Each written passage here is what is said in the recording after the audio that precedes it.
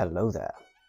We have all heard the most famous nickname for gin, Mother's Ruin. Now, why is it called that? Well, essentially because our society finds it very easy to blame women for anything.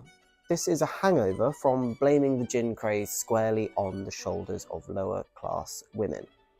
The gin craze, which will get its own video at some point, was the first time that women had equal access to alcohol as men.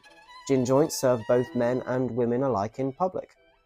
Also, selling gin was one of the only reasonable ways a single woman at the time could earn a living.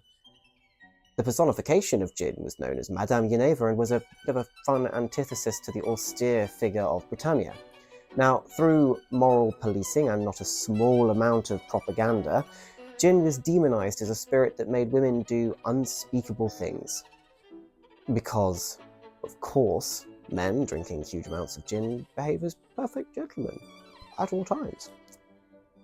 There is one widely written about scandal from this period which was used to justify many of the misogynistic viewpoints at the time. That is the story of Judith Dufour, a woman who is recorded in history for the horrible crime of killing her 2-year-old daughter and leaving her body in a ditch on Bethnal Green in order to sell her clothes for 1 shilling and 4p. That money was then used to buy gin.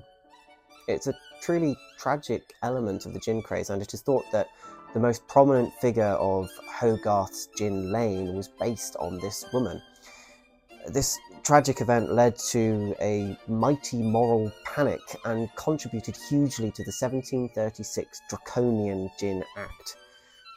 This Gin Act didn't actually address any of the reasons why women might be drinking to excess: poverty, the economic market, the desire for pleasure, or quite simply the pain of existing as a woman in the 1700s.